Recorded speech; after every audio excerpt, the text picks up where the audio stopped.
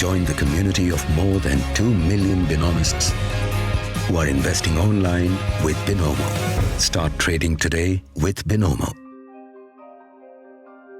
The government today said that the central bank has proposed that digital currency be included under the definition of banknote. In October, reports say the Reserve Bank of India had introduced the proposal of Central Bank Digital Currency or CBDC.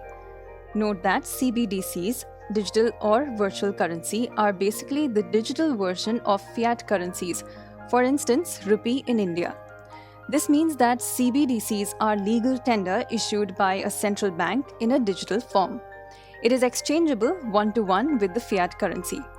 The Ministry of Finance, in a written reply in Lok Sabha, stated, introduction of CBDC has the potential to provide significant benefits such as reduced dependency on cash, higher seigniorage due to lower transaction costs, reduced settlement risk. It can also possibly lead to a more robust, efficient, trusted, regulated, and legal tender-based payments option.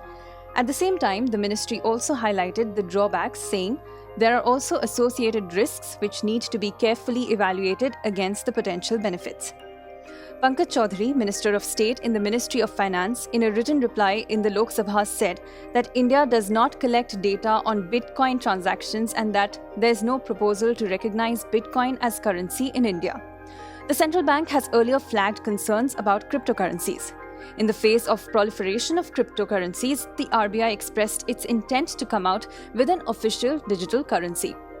The RBI Deputy Governor T. Ravi Shankar had in August said that India is thinking for a phased introduction of a digital currency, saying the time for them is now, reported the Business Standard.